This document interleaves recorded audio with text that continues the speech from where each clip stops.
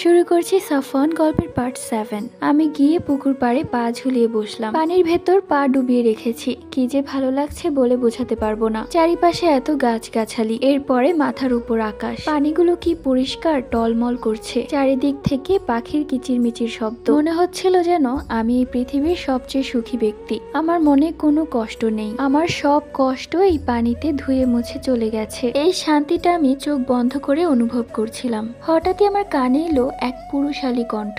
আহা, এই ঠান্ডা পানিতে পা ভিজিয়ে রাখলে তো ঠান্ডা লেগে যাবে। কথাটা শোনা মাত্রই আমি চোখ খুলে তাকাই। আমি দেখলাম আমার পাশেই বসে আছে কালো পাঞ্জাবি পরা একটা ছেলে। তার চেহারা ফর্সা, মুখে চাপদাড়ি, চোখ দুটো বেশ মায়াবী। আমি যে তার দিকে তাকিয়েছি সেটা দেখে সে মুচকি হাসলো। আমি যে কি পরিমাণ লজ্জা পেয়েছি সেটা কাউকেই বলে বোঝাতে পারবো না। আমি তড়িহড়ি করে পা উঠিয়ে ফেললাম পুকুরের পানি থেকে। সেই ভেজা পা নিয়েই আমি দৌড়াতে লাগলাম। কিছু দূর যেতেই আমি তার সামনেই ধপ্পাস করে পিচ্ছিল খেয়ে পড়ে গেলাম মাটিতে। এই দৃশ্য দেখে সে জোরে জোরে হাসতে লাগলো আর বলতে লাগলো, ঠান্ডার সাথে কোমরটাও ভেঙে গেছে নিশ্চয়ই। মুহূর্তের মাঝেই আমার মনে হলো যেন আমি লজ্জায় মরে গেলাম। আমি সেই অবস্থায় কোনো রকম দাঁড়িয়ে আবারও দৌড়াতে লাগলাম। সেই দিনের ভাগ্যটা আমার এতটাই খারাপ যে কিছু দূর যেতেই আমি আবারও তার সামনে পিচ্ছিল খেয়ে ধপ্পাস করে পড়লাম। এবার মনে হলো ছেলেটার হাসি থামানো কারো পক্ষে সম্ভব নয়। মনে হলো আমি যেন মরে গিয়েছি।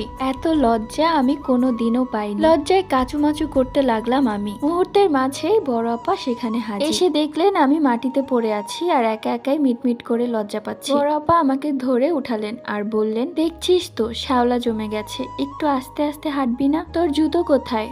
ওই যে পুকুর পাড়ে রেখে এসেছিস তো।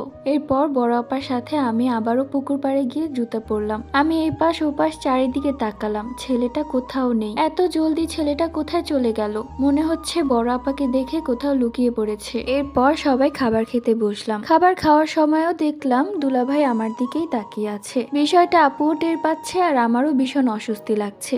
আমি বুঝি না আপু এই লোকটাকে কি করে সহ্য করে। বেশি রাগ হচ্ছে চাচির উপর। এই লোকটার সাথে বিয়ে দিয়েছে আমার আপাকে। এরপর জলদি করে খাওয়া দাওয়া শেষ করলাম। খাওয়া দাওয়া শেষ হলে আপার সাথে সাথে সেগুলো সব গুছিয়ে থালা বাসন ধুয়ে দিলাম। আপা যদিও বলছিল লাগবে না, তবুও আমি করে দিলাম। এরপর বাড়ির উঠোনের সিঁড়িতে বসে আপা আমার মাথায় বিলি কেটে দিতে লাগলেন। বাটি থেকে হাতে তেল মাখিয়ে মাথায় দিয়ে বলতে লাগলেন, বলি আমি নেই বলে কি নিজের একটু যত্নও করতে পারিস না? চুলের কি অবস্থা করেছিস তুই, একটুও তেল দিসনি। আমি থাকতে তো প্রত্যেকদিন রাতে তোর মাথায় তেল দিয়ে দিতাম। তুই বড্ড অলস হয়ে গিয়েছিস ইরা। শুধু আমার মায়ের বাড়িতে সারাদিন চাকরের মতো খাটিস, নিজের যত্ন নিস না। পরবর্তী গল্প।